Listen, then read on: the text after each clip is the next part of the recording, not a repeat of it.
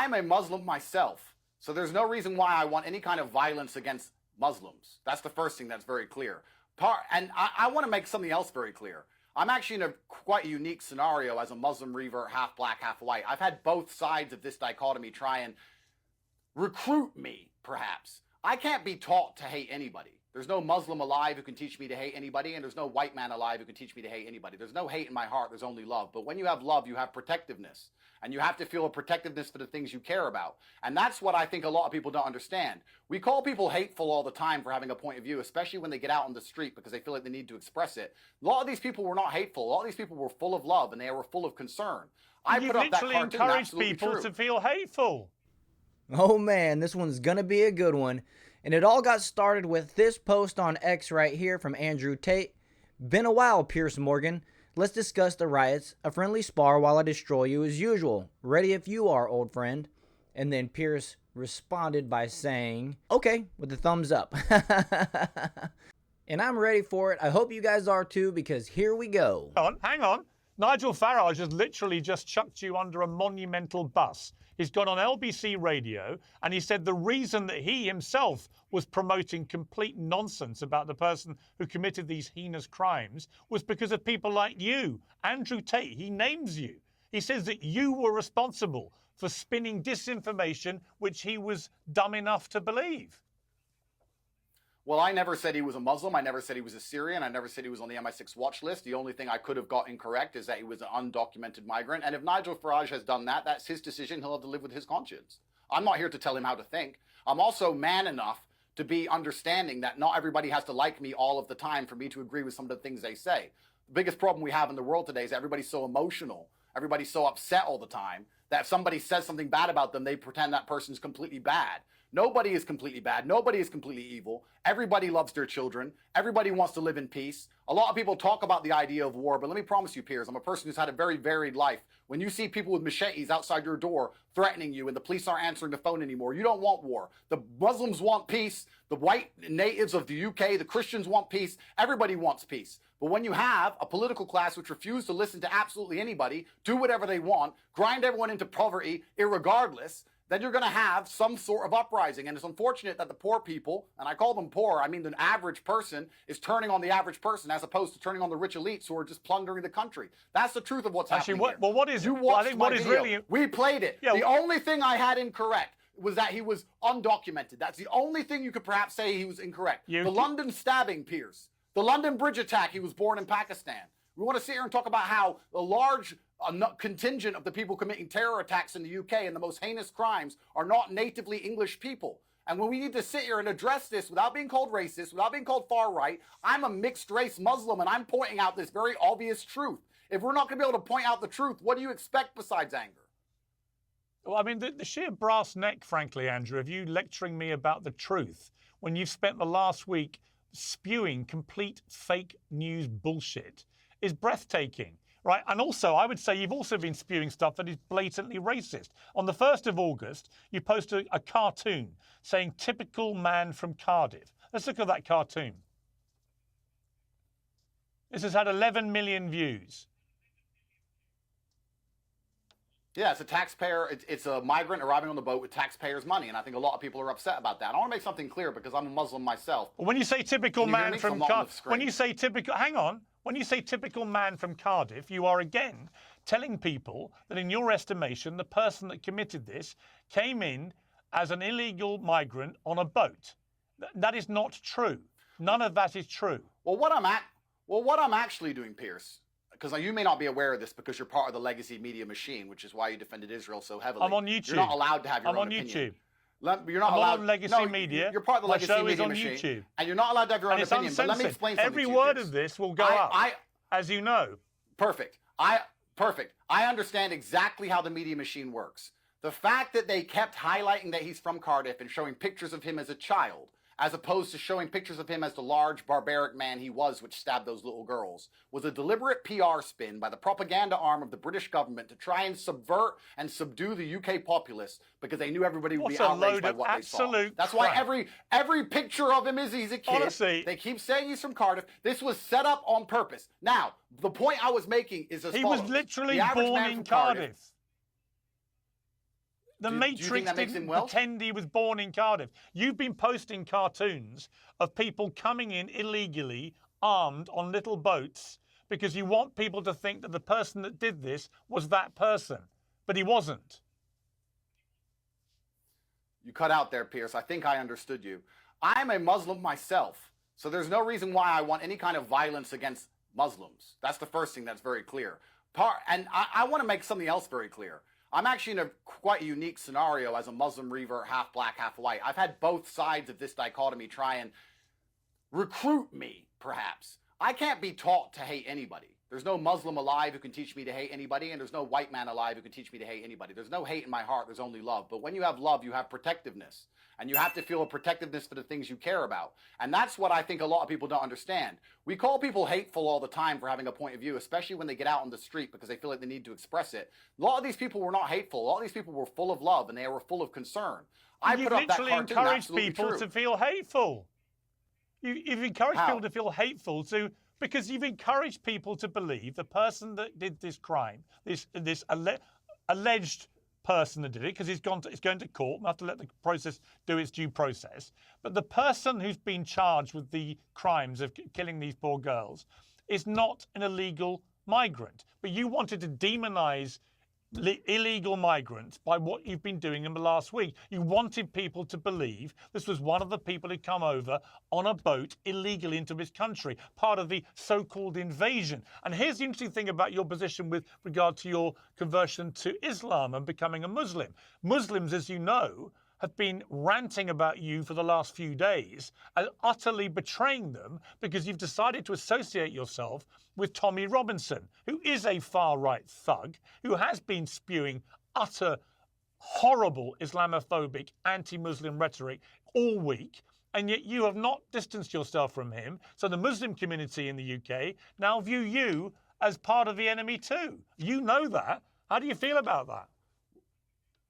Well, I pray for my brothers, and I think the information I've seen and the replies I've seen have not been hateful from the Islamic community. Saying to Tommy Robinson that I will debate him on issues, I don't think is failing to distance myself. I debate you all the time, Piers, and we disagree on basically everything. I'm happy to argue with Tommy because we disagree on so many different points of view, and I think it's very important that we have conversation. The reason these riots are happening in the first place is because everybody's afraid to talk. I'm prepared to sit down with somebody I don't like and don't agree with. That's complete nonsense. To talk to Tommy. That's nonsense. The reason the riots are happening is people like you and Tommy Robinson have been spewing utter disinformation, which has led people to believe that the person that perpetrated these despicable crimes was an illegal Muslim migrant who was on the MI6 terror watch list. Firstly, right. I'm saying you and Tommy Robinson, let's be careful. between you, okay. I'm saying between you, but you where's put the out logic there failure? a completely false impression. There's a logic failure of lumping me in with somebody who I don't agree with and saying, oh, you and him said X. So do you denounce Tommy Robinson? You know, the whole denouncing somebody is getting pretty old. I understand there's certain exceptions, okay? You denounce certain people in history or whatever, but Andrew Tate just said, why would I denounce him? I mean, I guess he didn't say, why would I denounce him?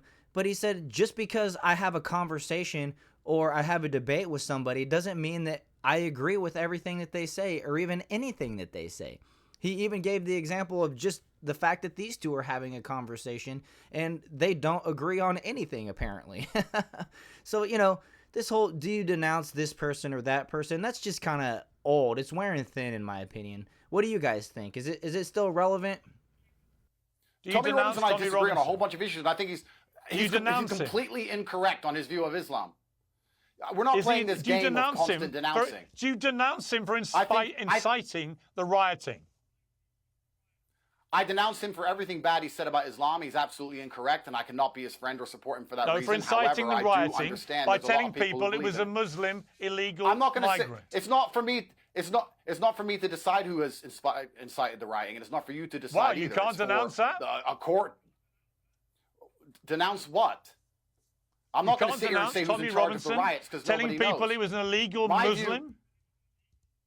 My view on why the riots happened is because I believe that the native population, the Christian population of the UK, feels like their voice is not heard. I think if their voice was heard and they had correct political representation, these things would not be happening. That's not why the riots happened. The riots happened The That's riots why they happen because happen. people because like things are written no, on the social riots media happen all day, because every day. no, and Andrew, there's no riots. no, Andrew. People finally let me had respond. enough after endless attacks where they felt like they did not get a voice Let me anymore respond. politically. When you don't have a political Let me avenue, you're going respond. to choose a violent one. I think Tommy Let me is wrong about respond. Israel, just like you were, because you were supporting the genocide in Gaza, and I stood up against you for that. I think Tommy's No, I wrong on a wasn't whole bunch supporting of any issues. genocide in However, Gaza. he has a voice. Yes, you were. He has a voice, and I'm prepared to sit here and debate with him, and I'm prepared to correct him on the things he's wrong about. And for you to sit and then you support a genocide, and you're going to say I'm a bad person for saying that little girls shouldn't get stabbed by people who don't belong in the UK in the first place. I don't care if you're a Muslim, I don't care if you're a Christian, black or white. Okay. Nobody should be turning up into the country without a passport. I'm going to Absolutely respond. nobody. I'm going to respond by saying this. I believe that successive Labour and Conservative governments have completely lost control of immigration to our country, both legal and illegal. They all promised tens of thousands net migration. It's never happened. We now had nearly 1 million people come in last year, net 700, 800,000, whatever it is, most of them legally, completely outrageously large number, which is unsustainable for a country as small as the United Kingdom. We've also got a big issue with, although a much smaller issue, I would argue, with the illegal people coming in on these boats and some of them dying in the process, which is an appalling human tragedy perpetrated by evil traffickers, and this has to be dealt with. So on that, I completely agree. You know, that's extremely reminiscent of what's going on in the United States, except for those numbers are actually much, much higher in the United States as far as illegal immigration and things like that. And it's scary when you consider, when you know the saying or you've heard the saying all your life, that things that happen in England are a precursor to what is going to happen in our country here in the United States. The good thing is there's hope to have it fixed through legislation if Trump is elected, right? We need Trump to win this 2024 election, and we frankly need Republicans to win down ticket so Trump isn't handcuffed by Congress or the Senate or any of that other stuff. But let's get back to the video. I agree. My issue with what's happened in the last week is that we've got Elon Musk talking about there now is going to be an inevitable civil war in the United Kingdom. And I've noticed what he hasn't done, I've called him out on this today, in his series of attacks on Keir Starmer, the new British Prime Minister, he has tried to paint a picture that there is one rule of policing the right-wing thugs who've been attacking mosques. Did he try? Well, they have, as you know, and another rule for the for Muslims walking around armed to the teeth looking for white people to attack. I think both are completely reprehensible, and I'm easily able to say that. The problem is Elon Musk has said nothing condemnatory about the initial rioting, which has continued to go on, which has been anti-Muslim and directly targeting mosques and Muslims for something that they had nothing to do with, which was the killing of these children. And I have a massive problem with that. Yeah. And you have boxed yourself, if you don't mind me saying. So do I, sir. Well, hang on. So do I, hang sir. on. Hang on. You have boxed yourself into a position now where your own Muslim community in the UK are enraged with you because they believe you are siding with Tommy Robinson, who is leading a far-right series of attacks on Muslims and mosques and is being blatantly Islamophobic in the process. And you know that. And so what do you say to the Muslim community who believe that's what you're doing? Well, if there's a small contingent of the Muslim community which believe that, I've yet to see so much vitriol like you're pretending exists. But I want to make it very clear. I want to make it very clear, Piers. I'll make it very clear here. I will answer the question. I am an Islamic revert, and I do not want to talk scripture because there's people more qualified than I, but I'll make it clear. I lead with love in my heart. The Islam I was taught was one of peace and tolerance. There's not a single person alive who can force me to take sides or to hate anybody else. And I don't care what kind of Islamic person you are, to come along and tell me I should hate somebody else because of Islam is not the kind of Islam I prescribe to.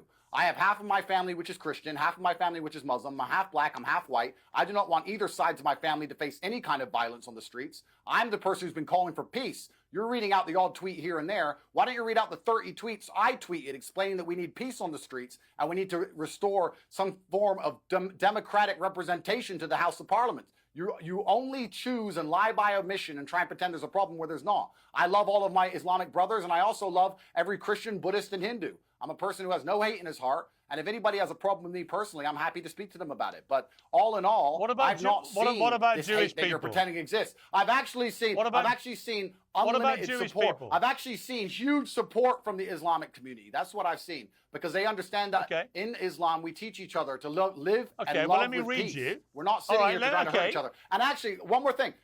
Stop talking for a moment. I will say to the Muslim brothers, I will say this. We need to show the world that we are not the hateful ideology they think we are. We need to show the world that we believe in God and we trust God and that we're going to stand up for our beliefs and we're not going to allow ourselves to be watered down or walked all over. But we also need to understand that there's this terrible perception of us that has been painted by the Western media machine. And I like to live with love. When I tell people I'm a Muslim, I see fear in some people's eyes. And I spend a lot of time trying to talk that fear out of them. There's love in my heart. There's nothing but love in my heart for everybody. Yeah, you keep saying there's so much love in your heart. I will pray.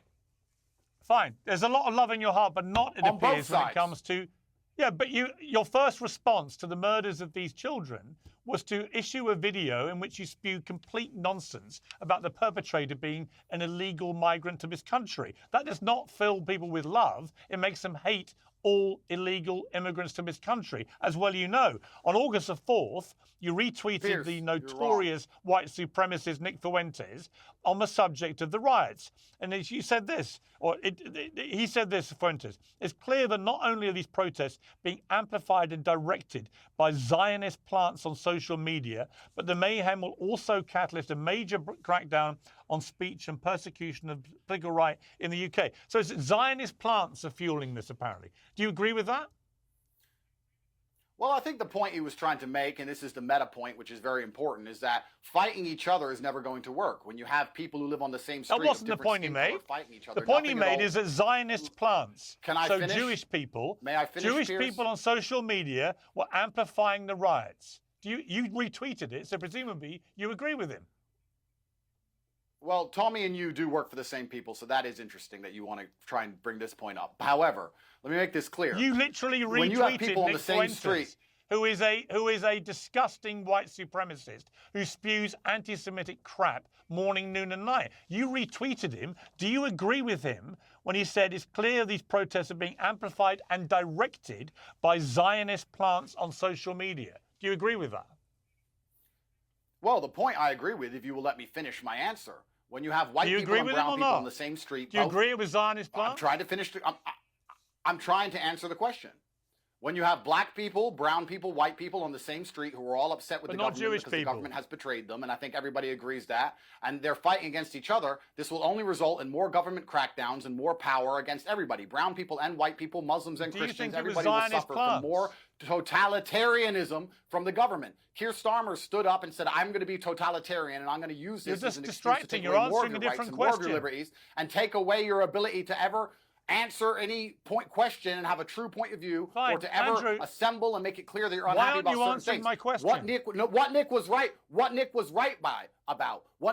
about was the result of all of this senseless violence, which is going to be a government crackdown and everyone's going to lose their rights. He was right about that, and that's why it's so important that all my Muslim brothers understand that violence is not the answer, and all of the Christians also who are upset and worried understand violence is not the answer, and that we have more in common with each other than we do these elites who are selling us out, and those are the people who are deciding that these boats can arrive on the border. Stop talking for a moment.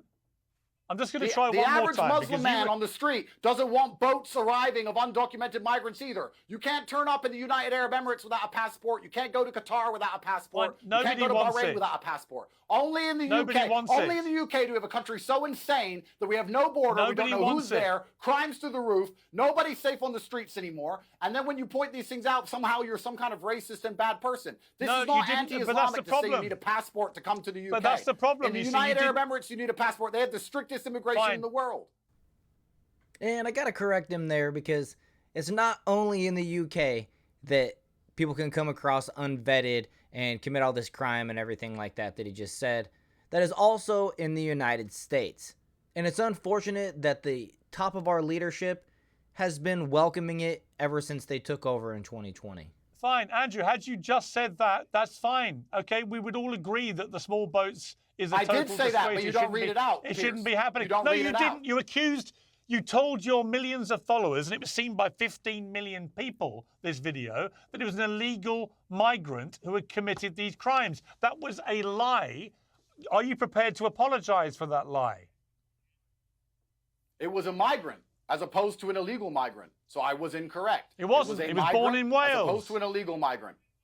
Well, this is was where we a have the false Welsh- dichotomy. He was this is where somebody we have the born dichotomy here of views. and was legally allowed to be in the country. Do you accept that? This is where we have the dichotomy of views, which I explained to you earlier on. I explained to you why they exist. Do you, like do you accept he was legally permitted to be in the country?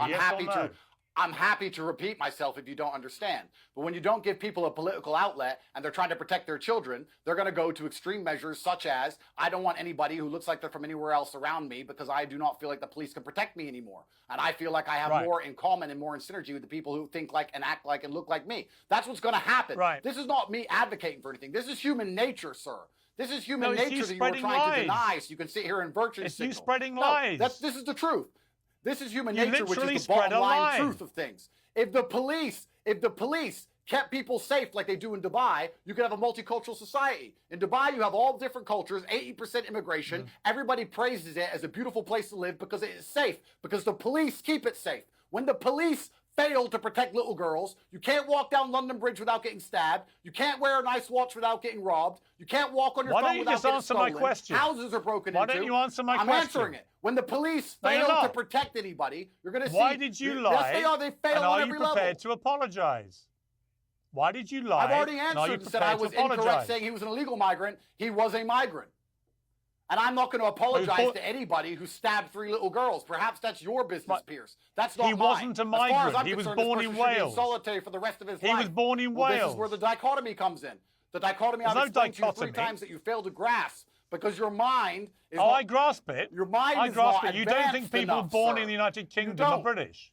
Do you now accept that when you said on the 29th of July that there was an illegal immigrant who had perpetrated this crime, that you were wrong? I accept it looks like the facts of the matter say, in fact, it was a migrant instead of an illegal migrant. However, there's a huge number of crimes committed by illegal migrants, and I still think the country's not safe as long as they're allowed to come into the country. Fine. And is your position that somebody born in the United Kingdom is not British? Now this, I'm going to have to give you a 30-second answer to, Piers, but this is going to be a very important conversation for decades to come, so please hear me out. The UK and the Western democracies are the only countries in the world where we will accept somebody born in the country, even if they have a different genetic lineage, are from that country. If you are born in China and you are not Chinese by appearance, they will never consider you Chinese. But what do you think? What do you think? Let me answer. But it's not about what I think, sir, because there's a dichotomy inside of the Western democracies, and this is extremely clear. If you do believe that somebody born in the country, irregardless of their genetic lineage, is from that country, the only way you can have a society function in this manner is if all people are fairly politically represented and if there is no two-tier policing. If you're going to allow anybody to turn up to a country, be born, become from that country, get preferential treatment in the political system and the judicial system, you are going to have outrage and you are going to have riots. If we're going to accept, sir, that people who are born inside of the UK at any point are from there, and that is their country, then it's even more important that Keir Starmer represents everybody. He doesn't stand up and spit vitriol, which is going to engulf flames. But to answer my question, more important that we do not have two-tier policing like we've been witnessing. Fine. I completely agree there should be no two-tier policing. Everyone should be exposed to the force of the law in exactly the same equitable manner. But just to be clear, do you personally, Andrew Tate, believe if you're born in the United Kingdom, you're British or not? Personally, I don't think my personal views have anything to do with it, and I think they'll just distract from the point I made. The point I made is that literally put your personal views out morning, noon, and night. So why are you dodging the question? Because I don't think my personal views are that interesting. I think I could say my personal views, yes. I believe if you're born in the UK, that you're from the UK. However, you do. Okay. However, fine. No, however, no, sir, no, no. however, There's no however. You've answered the question. You believe they are British. So after that long speech, you agree with me. If you're born in the United Kingdom, you're British. So wrapping up, I just want to say, I think that if you're born in the United States, you are an American. And I think that's one of the things that makes America such a dominant force on the world level. And I always like to give the Olympic opening ceremony as an example. This year's opening ceremony aside, The one thing that they traditionally do is they have this ring of champions where all of the countries come out, they hold their flag, and they have the sign that says where they're from. And you can always tell by looking at them pretty much which country that they're from, right? But when you look at the United States team, the only way that you can tell is that it has people from every country represented underneath that stars and stripes. That always just makes me smile. I really love that part about it. But with that, I hope you guys enjoyed this one. Make sure to hit that like button and subscribe to the channel. Share this video, and I'll see you guys in the next one.